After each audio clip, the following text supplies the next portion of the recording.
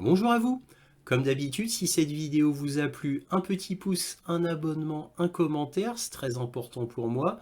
Aussi, n'oubliez pas de cliquer sur la petite cloche si vous êtes sur YouTube afin de ne rien manquer quant aux prochaines vidéos.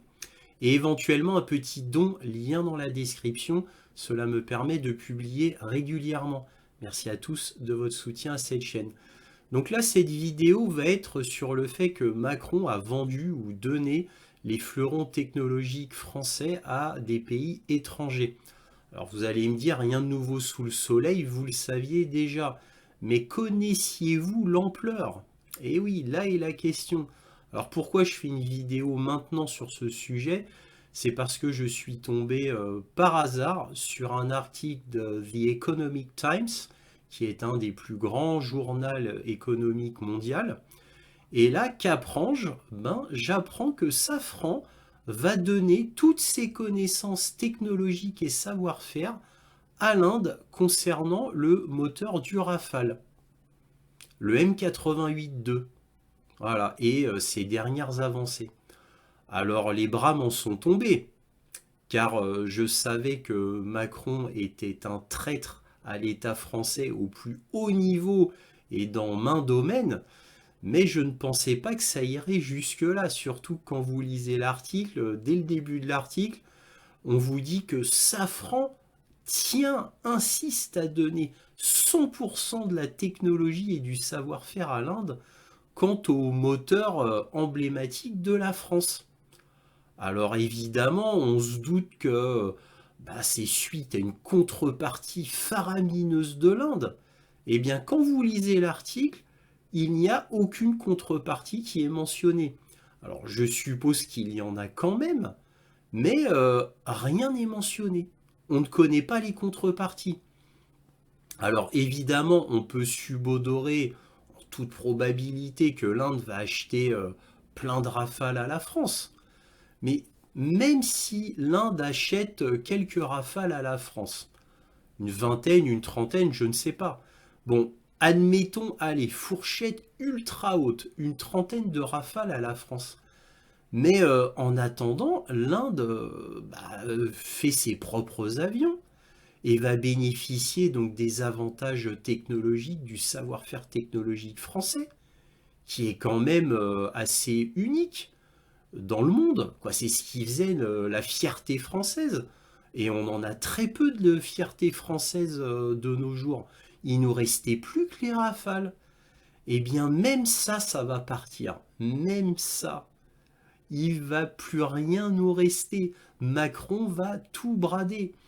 Bon, il est vrai que la France n'est pas réellement gouvernée par Macron, mais par le cabinet McKinsey, et qu'en réalité, la France est gouvernée de loin, indirectement, mais réellement, je dis bien réellement par les États-Unis, parce que, in fine, le cabinet McKinsey est un cabinet américain qui a des liens très forts avec le gouvernement américain. Donc la France est en réalité gouvernée par les Américains, mais l'Allemagne et bien d'autres pays en Europe, bien entendu, encore plus l'Allemagne, j'ai envie de vous dire. Mais voilà. Alors, évidemment, je ne vais pas vous parler que de ce cas-là, je vais vous parler de bien d'autres cas. Alors, en introduction, je vais commencer par le cas de l'Inde, mais on va remonter un peu en arrière, on va remonter à la traîtrise absolument énorme qui concerne le cas d'EDF. Donc, le gouvernement français a trahi EDF en obligeant EDF à revendre, brader l'énergie électrique produite en France à des fournisseurs d'électricité qui ne produisent strictement rien. C'est-à-dire, en gros, ce sont des sociétés uniquement parasites créées par l'Union européenne dans le seul but d'affaiblir EDF, donc d'affaiblir la France, et cela selon les volontés de l'Allemagne, puisque c'est l'Allemagne qui a décidé, via le truchement de l'Union européenne, puisque c'est l'Allemagne qui contrôle l'Union européenne, donc c'est l'Allemagne qui a décidé de détruire le parc nucléaire français et d'affaiblir EDF afin d'affaiblir la France, puisque sinon l'Allemagne perdrait tout au niveau énergétique, la France étant beaucoup plus puissante que l'Allemagne au niveau énergétique. Et donc ça a toujours agacé prodigieusement l'Allemagne. Et grâce à Macron, ben, l'Allemagne peut réaliser ses rêves. Macron étant un vendu à l'Allemagne et un vendu aux États-Unis, donc un traître à l'État, et bien là, l'opportunité était là. Alors certes, les velléités de trahison de la France remontent pas à Macron, mais remontent à Nicolas Sarkozy qui a commencé tout cela. Donc ça s'est amplifié sous Hollande et on atteint une apothéose avec Macron, bien entendu. Mais ça a commencé en réalité sous Nicolas Sarkozy. Bref, donc ça c'est le plus gros problème de la France, c'est la plus grosse trahison à la France. Ça concerne EDF et son énergie, parce que là on perd des dizaines et des dizaines de milliards d'euros là-dedans, sans compter que maintenant on a trop peu d'énergie pour notre besoin domestique et on est obligé d'acheter de l'électricité à l'Allemagne qui nous revend en plus une électricité charbonnée. Et oui, l'Allemagne fonctionne maintenant beaucoup avec des centrales thermiques au charbon. Donc on marche complètement sur la tête. Bien entendu, donc maintenant que bah, on a détruit en partie, heureusement pas complètement, notre parc nucléaire, donc non seulement avant on était en surplus énergétique, on en revendait aux d'autres pays et principalement à l'Allemagne, ce qui nous permettait d'avoir de très bons revenus au niveau énergétique. Là, non seulement on n'en a plus assez pour nous domestiquement, mais en plus on en achète à l'Allemagne à un prix évidemment très élevé.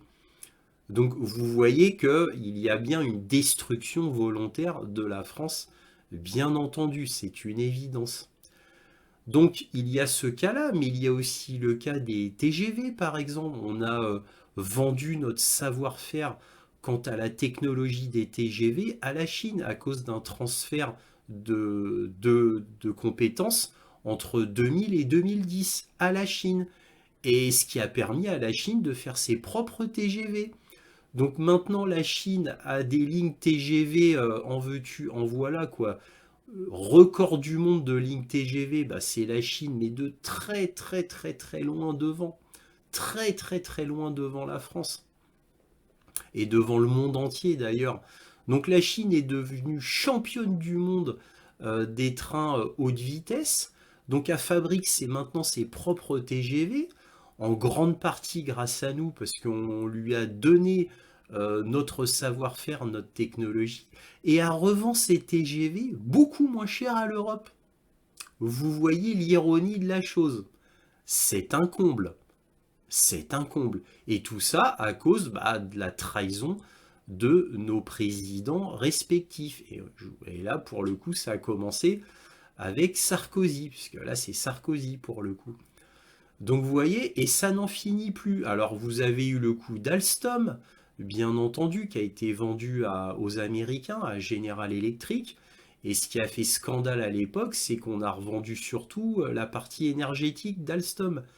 Et donc, et plus précisément encore, les secrets de nos turbines nucléaires, qui étaient parmi les meilleurs du monde, pour ne pas dire les meilleurs du monde. Donc on a vendu ça aux Américains. Le scandale a tellement été gigantesque que la France a demandé aux Américains de racheter le côté turbine nucléaire. Les Américains ont dit d'accord, non sans avoir au préalable évidemment pris connaissance des brevets de tous les secrets technologiques des turbines Alstom, bien entendu. Et les Américains les ont revendus, les ont vendus beaucoup plus cher que ce que la France avait donné aux Américains. C'est-à-dire que bon bah la France a vendu aux Américains bah, un prix X, les Américains nous l'auront vendu à un prix Y beaucoup plus cher que le prix X. Et la France a accepté. Et pour rien, j'ai envie de vous dire, parce que bon, on a récupéré notre souveraineté sur les turbines nucléaires, mais c'est trop tard, puisque les Américains ont mis la main sur toutes les connaissances vis-à-vis de nos turbines nucléaires. trop tard, donc. Et puis les exemples sont sans fin. On a eu le SCAF, donc le futur avion militaire basé sur plusieurs pays, donc la France, l'Allemagne, la Belgique, l'Espagne, l'Italie aussi. Et l'Allemagne a demandé à ce qu'elle soit maître d'œuvre et qu'elle puisse avoir la connaissance totale de toute notre savoir-faire technologie avionique, c'est-à-dire Dassault. Eh bien, Macron a dit oui. Alors, il y a eu renaclé au début, puis au final, ils ont lâché. Alors, ça s'est fait petit à petit. Dassault a freiné des cas de fer, mais au final, Macron a poussé, et puis maintenant, on a plus ou moins tout accepté au niveau de toutes les exigences allemandes. C'est-à-dire que ça soit eux qui supervisent le projet, et qui en plus a demandé qu'on partage notre savoir-faire et notre technologie aux Allemands. Voilà. Et le gouvernement français, qui bon, a plus ou moins résisté au début, à ma connaissance, je dis bien à ma connaissance, que j'ai pas tous les éléments du dossier, peut-être que je me trompe, mais à ma connaissance, la France a entièrement cédé sur tout. Voilà. Alors nous verrons bien. Ça, c'était sur le SCAF, donc le futur avion européen. En attendant, ça n'a pas empêché l'Allemagne, la Suisse d'acheter des F-35.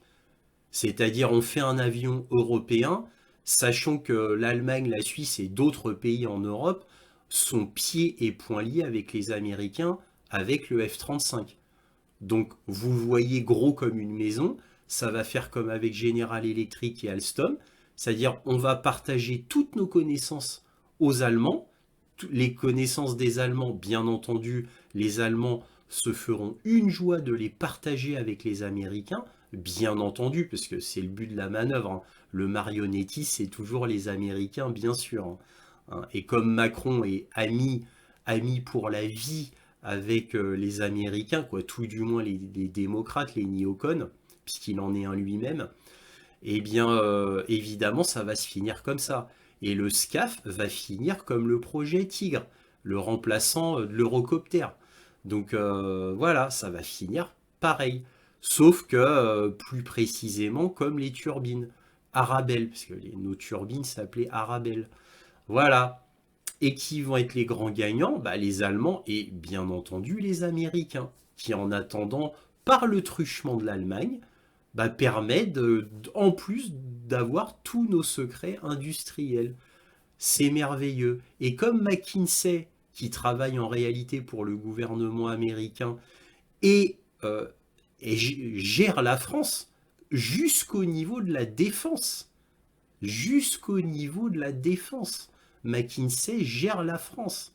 Faut pas l'oublier, ça, hein. Ah ouais, hein. Ça, je le soulignerai jamais assez, hein. Donc c'est absolument terrible. Donc, bref, donc tout ça, ce sont des exemples. Alors, je vous ai dit que l'Eurocopter, bon, ça, c'était fini. Mais en attendant, là, dernièrement, on a un partenariat où on va encore partager nos connaissances en moteur d'hélicoptère avec les Indiens. Et oui, parce que le partage de connaissances, pour revenir à l'histoire du The Economic Times, eh bien tout ça, ça permet et c'est dit franchement, hein, ça permet aux avionneurs indiens, on va dire à l'avionneur indien, parce qu'ils en ont un très gros comme nous, bah, de pouvoir indépendamment produire ses propres avions. Et la même chose pour les hélicoptères, on va partager les connaissances au niveau des moteurs d'hélicoptères avec les Indiens. On a un partenariat, voilà, qui a été fait. Et oui. Et donc, qu'est-ce qui va se passer? Bah, ça va faire comme le TGV chinois. Donc, après, bah, peut-être qu'ils vont inonder l'Europe. Bon, alors je suppose petitement quand même, parce que sinon les Américains vont râler. Mais peut-être que ça va faire comme les TGV et les Indiens vont pouvoir vendre à certains pays d'Europe, hein, je ne sais pas, un peu Serbie, Croatie, Moldavie, Lituanie, Estonie, bref, tout ce genre des pays-là, Portugal, je ne sais pas, je dis ça comme ça, hein, bah des avions indiens, pour pas cher et performants. Et pareil pour les hélicoptères. Voilà. Vous voyez la chose? Bon, allez, j'arrête là. On va regarder les articles ensemble hein, qui vont vous montrer tout cela. Et à la fin, vous aurez ma petite conclusion. Alors, on va commencer par l'article qui a fait que bah, j'ai créé cette vidéo, The Economic Times. Et que dit The Economic Times? Safran prêt à transférer la technologie pour fabriquer des avions de combat en Inde. D'après l'ambassadeur indien en France, Jawed Ashraf. Alors le synopsis, l'ambassadeur de l'Inde en France, Jawed Ashraf, a donné un aperçu des discussions en cours entre l'Inde et Safran concernant l'accord sur le moteur à réaction Shakti. Car oui, c'est pour leur moteur à réaction qui s'appelle Shakti. Le nôtre, c'est le M88-2 si on parle du Rafale. L'objectif est d'aligner les spécifications du moteur sur les futurs besoins des avions de combat indiens. L'accord vise à aller au-delà du transfert de technologie et approfondir la conception, la métallurgie et d'autres éléments critiques, c'est-à-dire des secrets normalement ultra confidentiels. Safran a exprimé sa volonté d'un transfert technologique à 100%. Vous vous rendez compte de la trahison totale? Donc nous, on a des décennies de recherche, des décennies où, depuis le général de Gaulle, on a dépensé des dizaines et des dizaines de milliards d'euros en 60 ans, on va dire, ou 70 ans. On avait des éléments que seule la France pouvait connaître, donc des éléments de connaissance unique. On va tout donner à l'Inde. Tout. Et il n'y a pas que ça. Il y a aussi au niveau des hélicoptères. Safran Helicopter Engines et Hindustan Aeronautics ont également signé un accord de partage de travail pour le développement commun du moteur destiné au futur hélicoptère multirôle indien. Donc pour les Indiens, on va encore une fois aider les Indiens. Et quand vous regardez tout l'article, il n'y a rien.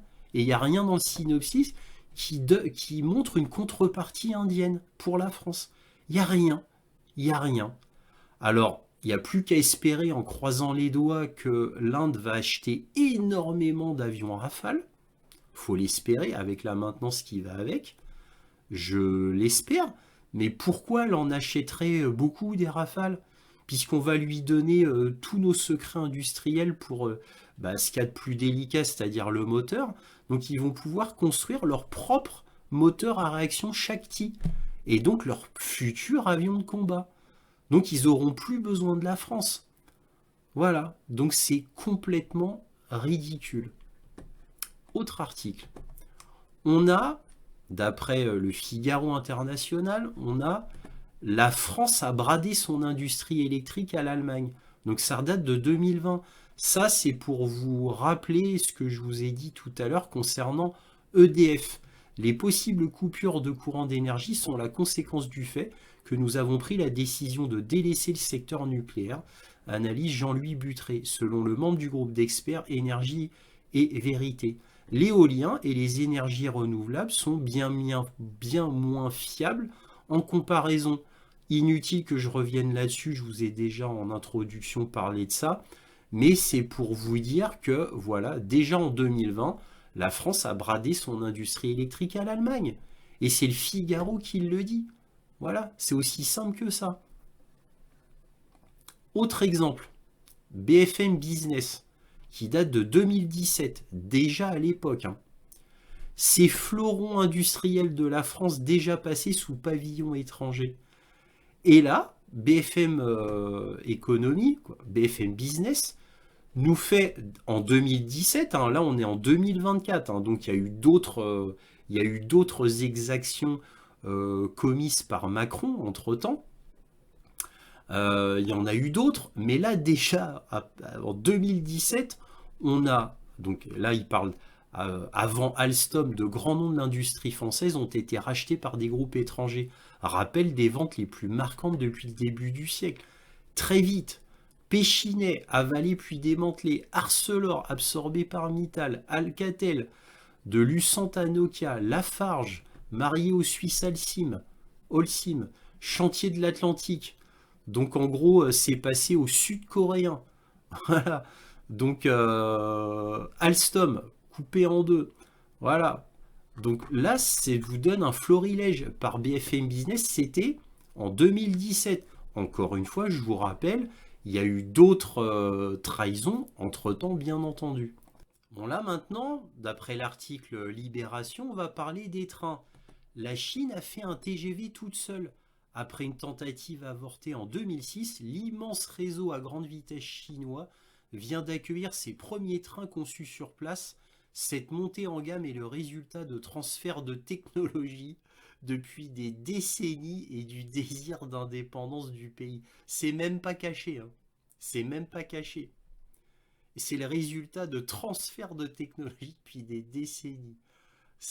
Voilà, c'est Libération. Alors, bon, là, il parle de ça, mais regardez ici, là. Voilà. Cette fois-ci, donc, le design d'ensemble ainsi que tous les éléments clés, traction, frein, système de contrôle, etc., auraient été développés exclusivement par des Chinois. Et un spécialiste répond, c'est une conception chinoise, mais avec des technologies et techniques qu'ils n'avaient pas développées eux-mêmes, persifle une source occidentale qui suit le dossier. Alors là, bon, ça reste un article de Libération, hein. Donc vous n'avez pas tous les tenants, les aboutissants. Moi j'ai su sous Sarkozy qu'il y a eu une donation suite où normalement il devait y avoir une contrepartie à la Chine, donation qui a couru, des technologiques et de savoir-faire qui a couru de 2000 à 2010. Donc voilà. Alors maintenant, peut-être que la France a eu quelques gains quelque part, mais en tout cas, je ne les connais pas ces gains. Bref, en attendant, maintenant, la Chine vend des TGV dans le monde entier, quoi, l'équivalent des TGV dans le monde entier. Voilà, donc c'est une véritable honte. Trahison encore une fois, donc là c'était pour le TGV. Là, très vite, Marianne Alstom vendu aux Américains, retour sur les dessous d'un scandale. L'article date de 2015. Je ne vais pas vous lire parce qu'en fait vous le connaissez déjà. Mais voilà, c'était pour vous montrer un article. Voilà, pour vous dire que quand je vous donne des informations, c'est toujours basé sur des articles. C'était juste pour vous montrer l'article, voilà, que Alstom a bien été vendu aux Américains. Voilà, et la vente de la branche énergie Alstom aux géants américains pour 12 milliards d'euros. Voilà, bon, c'est tout ce que je voulais vous montrer. Enfin, on a le Figaro International, gaz, armement, les raisons de la brouille entre la France et l'Allemagne. Ça date de 2022. Gaz, armement. On va pas tout lire, mais c'est pour vous montrer l'ambiance entre la France et l'Allemagne. Si l'annonce d'un programme européen de défense antiaérienne chapeauté par l'Allemagne, vous voyez déjà, chapeauté par l'Allemagne et excluant la France a mis le feu aux poudres, les désaccords entre les deux pays sont en réalité plus nombreux.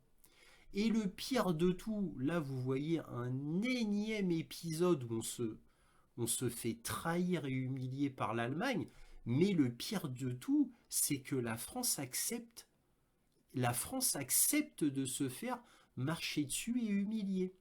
Car à la fin, l'Allemagne gagne toujours. Pas parce que la France a une faiblesse quelconque, dans le sens technologique ou de savoir-faire, non. C'est uniquement, et comme d'habitude, à cause de la trahison de nos présidents, qui a commencé avec Sarkozy. Donc Sarkozy, Hollande, Macron, et en particulier Macron. Voilà. Et c'est toujours comme ça. Donc là, on se fait avoir sur un programme européen de défense antiaérienne où la France est exclue. Voilà. Et où, voilà, la France, trop conciliante, se fait marcher sur les pieds, comme d'habitude. Donc c'est une véritable honte. Alors il y a d'autres exemples moins puissants, mais où on se fait avoir, de plus petits exemples, mais qui sont quand même là, ce qui fait qu'à la fin, il ne va plus rien nous rester. Et c'est une véritable honte. Et comme Macron a été réélu assez récemment, on peut s'attendre au pire dans les prochaines années. On va passer à la conclusion.